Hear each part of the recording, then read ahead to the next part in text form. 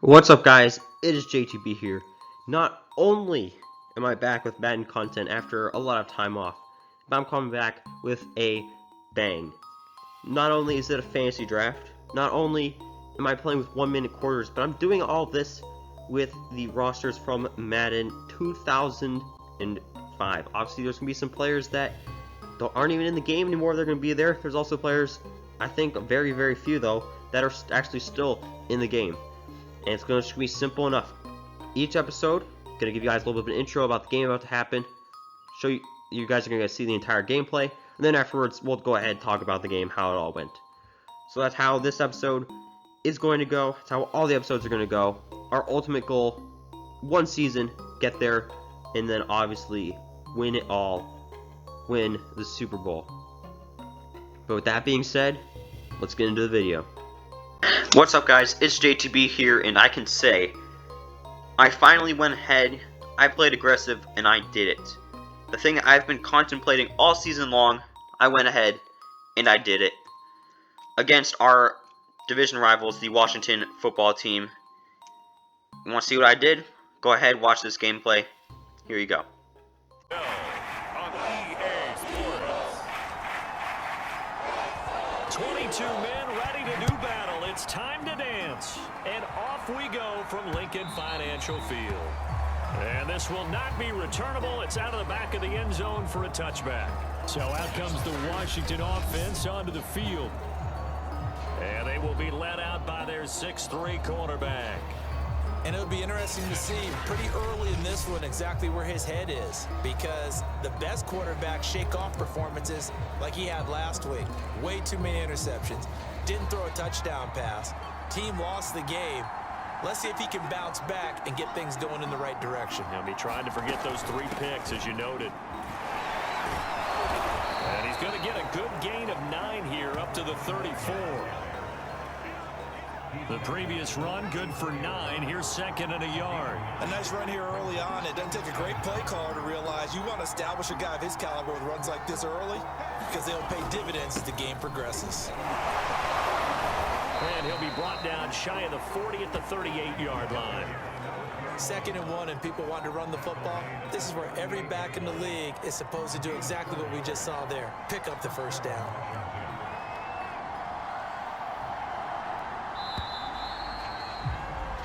We're scoreless after 1. Washington with a football here to begin quarter number 2. As they've got it with a 1st and 10.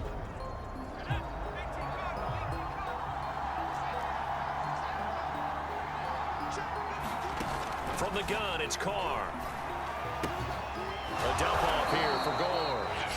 And Washington now going to use the first of their 3 timeouts, as the clock will stop with 55 seconds to go until halftime.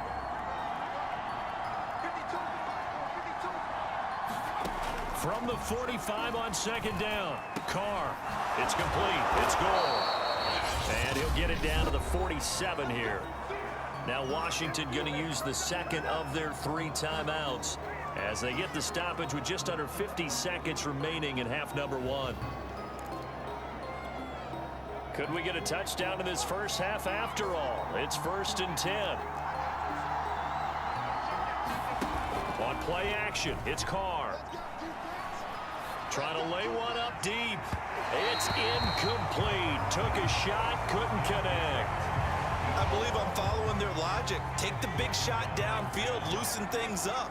You're hoping to get some points on the board before the half. Maybe now you come back and throw some underneath stuff in order to make sure you get a completion. And that went a little too high as it's knocked away and incomplete. So many times when we talk about coverage, we're just about a defender running with a receiver, but a big part of it is understanding where the football is, finding it. In this case, when it arrived, it wasn't a surprise, and he was able to bat it away. He gets it left side to Johnson. And he'll go down inside the 45 before going out of bounds. They stop him for only 3 that time, and that'll bring up 4th down. Partner, it's a lot of fun watching the NFL now, isn't it? Because when the big fella runs routes, It used to be when we were kids, he'd run about 3 different routes, and that was it. Now he can run anything and catch the balls we just saw there. So now here comes the Eagles offense as they get ready to take over. And they'll be led out by the man running the show, Charles, their quarterback. You talk about the pause that refreshes. I think it's come at a perfect time of the year for them, hasn't it? You know, the season is starting to wind down, got a little bit of a break. But how about the guy calling the signals? He's got to be excited about that because now he didn't just get a game plan for 1 week. He was able to work on it for 2 weeks. I can't wait to see if they have anything special in store for him today. Steps away to his left. And he's taken down, trying to do a little too much, getting outside of the pocket, and it results in a sack. The Eagles going to take the first of their timeouts as it comes with 22 seconds to go here in half number 1.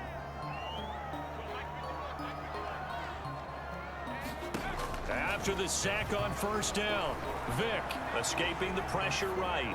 He's going to look deep here for Ward. And that's going to be incomplete. Good effort there trying to take a shot, but it's third down. Nice play there to force the incompletion. And to me, one thing's for sure. When you're the underdogs and you're playing on the road, you absolutely have to get takeaways. You've got to get the ball from them. Yeah, win that turnover battle, going to be key. They didn't get one there, but you get the feeling they keep making plays like that. They might just into double coverage, and it's intercepted. Picked off at the 45. And his guys have got it back at the closing stages of the first half. Well, really not much secret there. Third and long, Charles, and he was looking to throw the football. And I would imagine as a defender, you're kind of salivating in that spot, right? You certainly are, because third and long situations, they tip the scale towards the defense every single time. Now you're actually able to dictate and understand what the offense is trying to do. You know where the first down marker is. You set your defense that way, and maybe you can be a little more aggressive in certain situations because of that. You start focusing on your coverage assignment, and when the ball's released, you break on it and make a play, as we just saw there.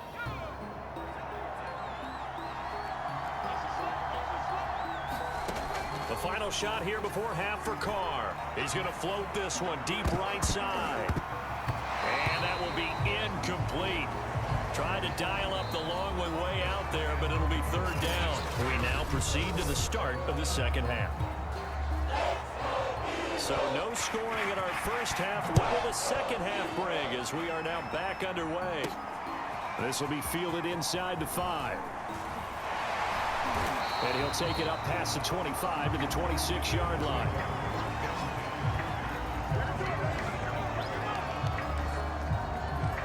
So back onto the field, here come the Eagles for their second drive.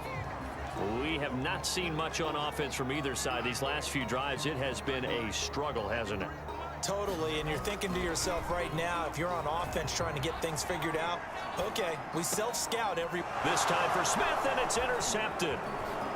Picked off around the 37, and he is going to get this one back to the 20-yard line.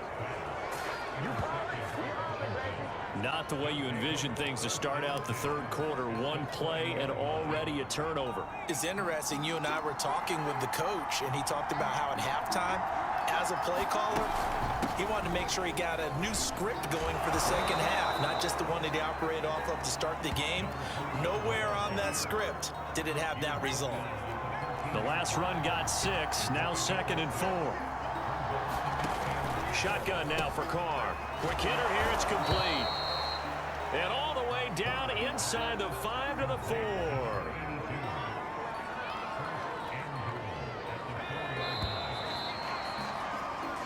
It'll be first and goal when we come back. You're watching the NFL on EA Sports. A game-winning field goal would be a chip shot from here. Let's see how they play it on first and goal. A run right side, it's Gore. And he is going to be stopped cold behind the line of scrimmage. The Eagles going to take the first of their timeouts as they get it with under a minute to go now in the football game. Back at the 5-yard line now, 2nd and goal.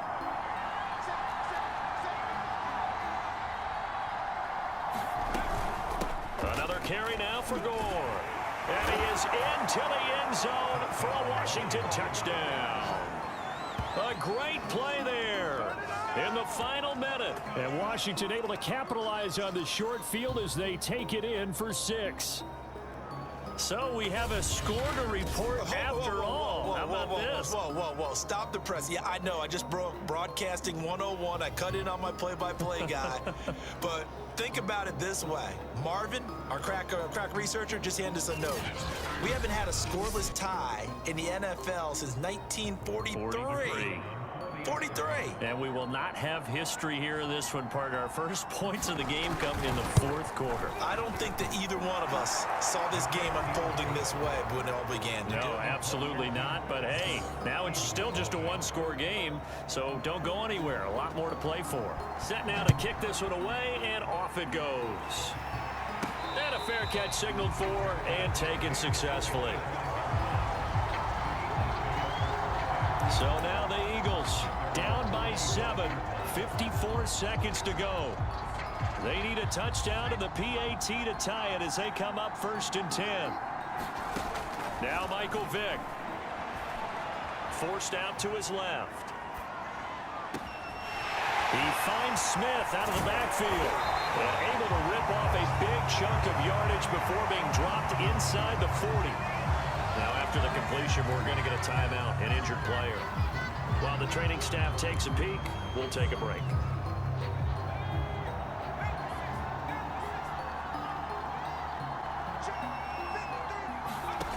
Vick to throw.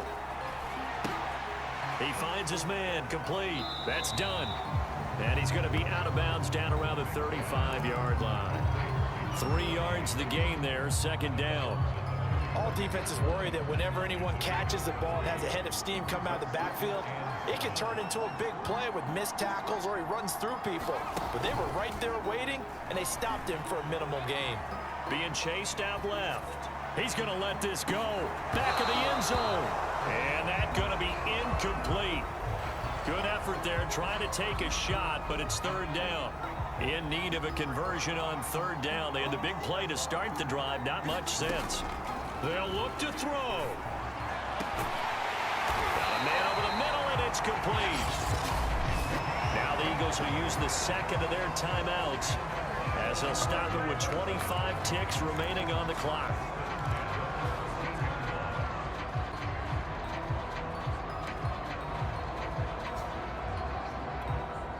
The drive continues as they search for a tying touchdown. Here's 1st and 10.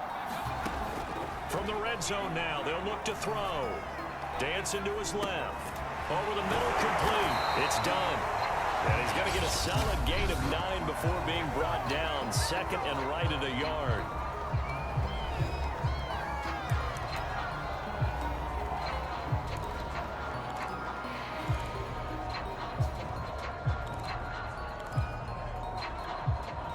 From the 4, this is 2nd down and 1.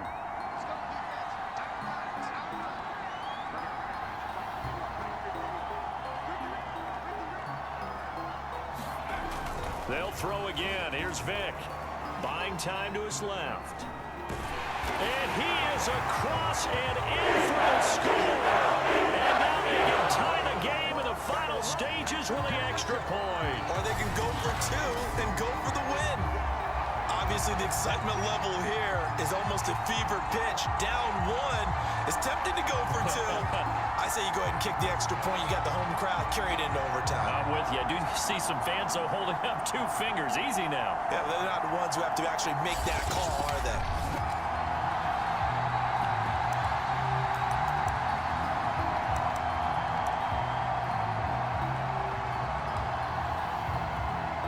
And now the decision is to go for 2. A gutsy call, and this, in effect, is your ball game right here. And it is caught. They got the 2 points, and with it, they've taken the lead. But, boy, you want to talk about guts. Guts is going for 2 when you're down 1 in that spot right there. Do they not trust their kicker? Did they not feel that it was time to go ahead and do that? Or did they just say, we've got a play on that we're so confident in, we're going to go ahead and do it? I'm going to say they're going to say that in the press conference. Here comes Hall. He's going to bring it out. And he returns this to the 22.